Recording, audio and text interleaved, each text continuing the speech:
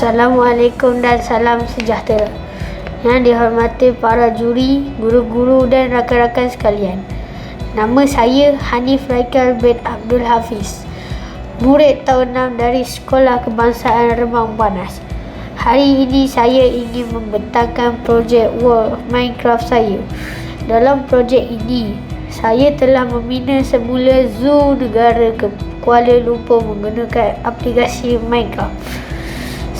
Zoo negara telah dibuka pada tahun 1963 dan merupakan salah satu zoo yang terkenal di Malaysia.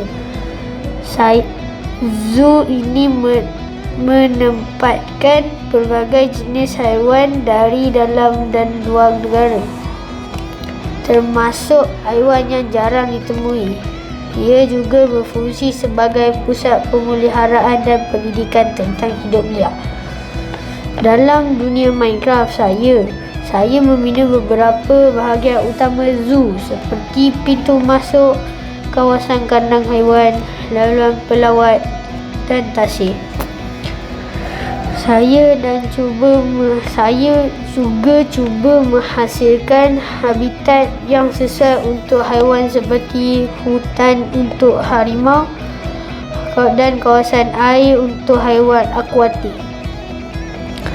Melalui projek ini, saya dapat menerapkan unsur SDG, Quality Education, kerana zoo merupakan tempat pembelajaran tentang haiwan, alam sekitar dan kepentingan menjaga biodiversiti.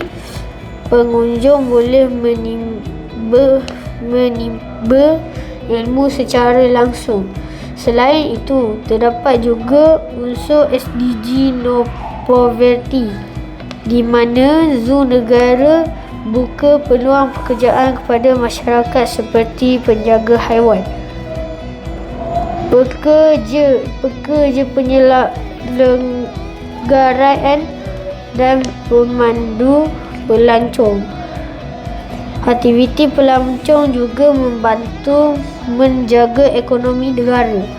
Kesimpulannya, projek ini membantu saya meningkatkan kemahiran dalam Minecraft serta memahami kepentingan menjaga haiwan dan alam sekitar. Sekian, terima kasih.